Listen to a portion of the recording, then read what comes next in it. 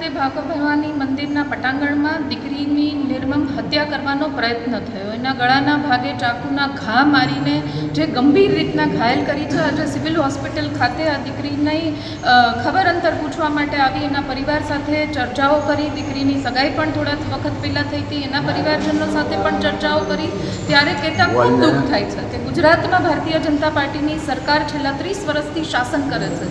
મહિલાઓના નામે મોટા મેળાવડા કરે છે, મહિલાઓના નામે ખૂબ બધા લોકોને જાહેરાતો કરીને ભ્રમિત કરવાના પ્રયત્ન કરે છે. ત્યારે અત્યારે ગુજરાતમાં કાયદો અને વ્યવસ્થાની જે પરિસ્થિતિ છે એ કથળી રહી છે. મહિલાઓ સુરક્ષિત નથી, દીકરીઓને બહાર નીકળવું.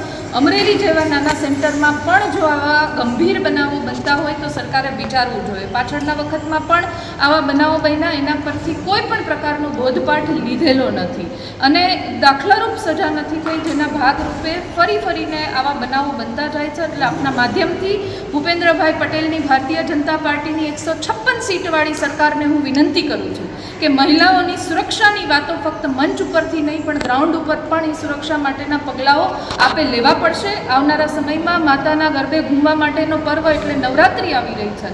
આવા સમયમાં જ્યારે દીકરીઓ સુરક્ષિત ન હોય તો કઈ રીતના માતાના ગર્ભે ઘૂમી શકે એ પણ ખૂબ મોટો સવાલ છે. એટલે આપના માધ્યમથી વિનંતી કરું છું કે આને ગંભીરપણે વિચારો. આવા બનાવોના જે દિવસે ને દિવસે પ્રમાણમાં વધી રહ્યા છે એની ચિંતા કરો, મેળાવડાઓ ન કરો. અને જે માનનીય પ્રધાનમંત્રી ગુજરાત આવી રહ્યા છે એમના જન્મદિવસની ઉજવણીના ભાગરૂપે તો પ્રધાનમંત્રીશ્રીને પણ વિનંતી કરું છું કે ઉજવણી કરો, પણ મહિલા અને દીકરીઓને સલામત રાખ્યા પછી ઉજવણી કરવી જોઈએ, એવું મારું માનવું છે.